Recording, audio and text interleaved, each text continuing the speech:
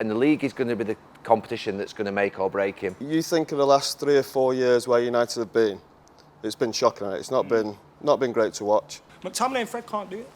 They can't do it. I don't think Man United are in a position to rest players. If Ole had been the manager in the post-Sir Alex Ferguson slipstream, he'd be gone by now. None of us know what the best... Who would you pick in central midfield? McTominay. With who? Make sure to go and check out all of our latest merch at paddockmerch.com. We've got loads of new designs and even more products coming all the time. With 2 or more items, you get 20% off using the code Paddock20. And if you remember, there's even bigger discounts available. Link is in the description. Yes, people, what's going on? Welcome to Stretford Paddock. I am Adam Mckola outside Old Trafford, and to my right, you can't see that, Hotel Football is on my right, and we have been there today for Sky Bets The Overlap with Gary Neville, Paul Scholes, Golden Scholes, yeah, and Jamie Carragher. We were in there with loads of fans from other Premier League clubs, and we were having a little chinwag on how the season has gone so far. Now, part 1 is already up and you can go and check that out. Link is in the description. And part 2 will be up soon. So make sure you're subscribing to their channel. Subscribe to Stretford Paddock as well. And kick back, relax, and check out this clip.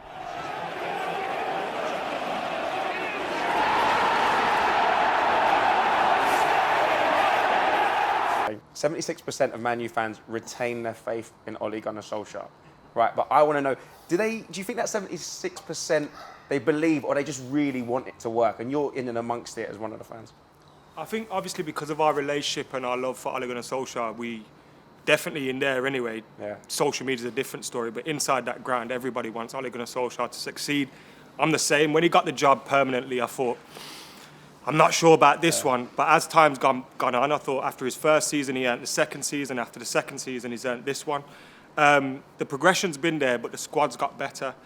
And as a result, the expectation now is through the roof. And I feel over the last couple of years, whenever the expectations come with Ole, whether it's in a final or whether it's, a semi-final or whatever, we've just crumbled a little bit. And I was just wondering, I, like you, want Ole to succeed. So I'm not one of these people just calling for his head all the time. But after that game against Everton, I don't know whether it was me overreacting like I usually do, but it felt like a turning point. It felt like Sevilla with Mourinho, where it felt like, oh, this isn't going to go the way we think it's going to go or we want it to go. How does Ole turn this around is my question. How does he turn this around and live up to that expectation now? And is it too much to be expecting someone to learn on the job almost? Is that to me? To you and Scholesy. Go on, Scholesy. You're trying to avoid the question there.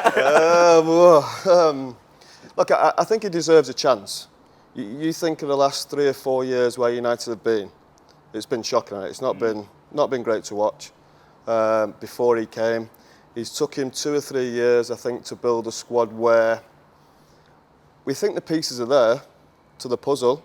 He's just getting them in that right organisation. Now, I think there was a lot of excitement at the start of the season, 4 or 5 games, beat Newcastle, beat Leeds. And the last two games have been disappointing, you're right. But I think he deserves a chance. He's built a squad where he should be given a year at least this season, to show that he can manage, that he can win trophies. You go back to the Europa League final against Villarreal, he couldn't make a sub. He could not make a sub because of his bench just wasn't good enough, his squad wasn't good enough. Now, he could probably make 4 or 5 changes. And the one thing I would say about the last 2 games, especially the Everton one, I don't think Man United are in a position to rest players. They are nowhere near good enough to rest players. They have to play the best team right from the off. If you go back 10 years, 10, 15 years, yeah, you could probably get away with it. Look at City now.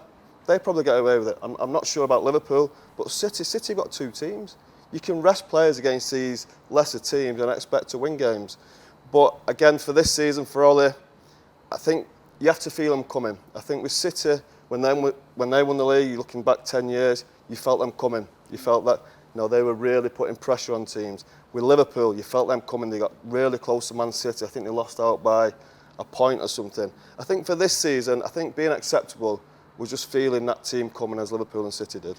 I agree with Scholesy on the picking the team, because I think he's got to a point whereby I think he thinks that he can do a little bit what Sir Alex used to do, where he's got 22 players, you're all good. I can hear him speaking actually. Yeah. He's saying, you're all good players, I trust in you, I can bring 5 in there. But if you look at Jose and Pep and Jurgen Klopp, when they were trying to win trophies and establish winning trophies, they did keep a more consistent team.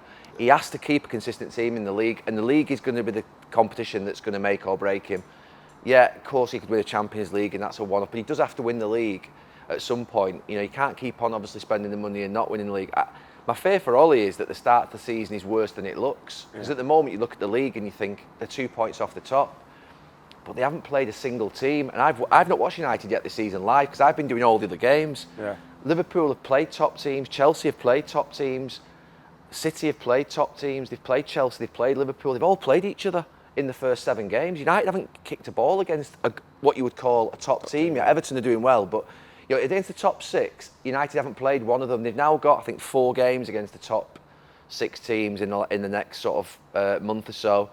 And I fear that, look, they do sometimes deliver in these games, but my fear is that the start of the season looks worse than it currently actually is on paper. Do you think that he should have more time, or he's had enough time? No, he definitely gets this season, but I said it's make-up. But the signing Does of he need to win a trophy? Yeah, he does. You could say he could come second. Yeah, but when you're in charge of a club, you wouldn't have a manager for 3.5 years who didn't win a I trophy think, or do well. Look, you'd have sacked him if he was at Salford. There's no there's no doubt with where United have been. And He would, wouldn't he? If Ole had been the manager in the post-Sir Alex Ferguson slipstream, he'd be gone by now. Yeah. But because of those bad experiences that United have had through getting rid of managers after a year, 2 years, 8 months, they're going to live with him, I think, and believe in the project for a longer period. And I think it's probably the right way to go because they've had bad experiences through changing managers. It costs more money sometimes to change. What I do think is now, 3 years in, this is his 3rd full season, performance has to improve. So the problems that Ole's got at the moment is Ronaldo coming means it's make or break. Yeah. You have to win with Ronaldo. You have to win. You have to win a trophy. He's not coming here not to win a trophy and be 2nd and 3rd and 4th. Second thing is the performances they're poor. Yeah. I mean, you said it last couple of games. I don't think they've even played well in a lot of the games where they've won. Yeah. You know, when they win... I meant more result-wise. Results, yeah. But the performance levels... we watch all the top teams. We see City, see Liverpool, see Chelsea. I disagree with Scholes. I think Chelsea will challenge for the title, personally. But I don't. Yeah. That's why we're here. This was a debate. But you know what I mean? I think Chelsea will because I watched them and they're a team. I think they can come through difficult moments. One of the consistent things we have had is McTominay and or Fred. We had the chat briefly before when we did the overlap the first time about that midfield. Is his reliance on those two going to cost him then? Because I just don't see it. You're not asking for Pogba centre midfield, are you? Hey, Pogba? No, we've got other options in the club. Matic, Donny, you've got Pogba, you could Donny play van keeper Beek, I think, alongside played Pogba. 5 minutes. Matic and Pogba, the thing for me with Matic was... Man United look a better team with them two in midfield, and I'm not a Man United fan. Oh, you watched Pogba in centre midfield in that European game the other night. McTominay doesn't show for the ball. I've watched the likes of Carragher and Scholes and Keane all my life sat in the ground, and one thing they do is they show for the ball. Against Villarreal, we had Etienne Capoue playing and bossing us like he was playing at Watford how long ago. So who would you play in midfield? I would have rested Matic against West Ham in the League Cup when we got knocked out and played him because he knows how to play the position. So he's another holding midfield player? I'd wrap him up in cotton wool, yeah, Matic. Because McTominay and Fred can't do it. They can't do it. Fred wants to do it, but his brain goes I'm not saying they're good enough. You know more than me, these know more than me. Obviously, Manchester United need a midfield and maybe 2 midfield players, but the idea that the reason he always goes back to them is because when he comes away from them in the games I watch, when Pogba's in there or you're talking about Van de Beek going there or to more open, Man United are absolutely all over the place. That European performance, who was it against? Villarreal. It was unbelievable watching that. That was McTominay hiding though. Pardon? That was McTominay hiding. No, that was McTominay in midfield on his own. I think the problem is you talk about so many players there. All he doesn't know. Yeah. None of us know what the best... Who would you pick in central midfield? McTominay. With who? With Pogba. I think because he's the better option at the minute. I don't see... Why do you think... Sorry, Scholes, for interrupting. I watched Pogba for France, and I think in the tournament in the summer, he was one of the players of the tournament in centre midfield for France. Whenever I watch him centre midfield for Manchester United, even sort of 2 weeks ago, he's so poor and he affects the team so badly. Obviously, that's your role. But he's playing, what do you think it is? With the national team, he's playing with a higher... No, listen, I'm not having that. I'm not. When you're a centre midfield player, when you're a centre midfield... No, I'm not.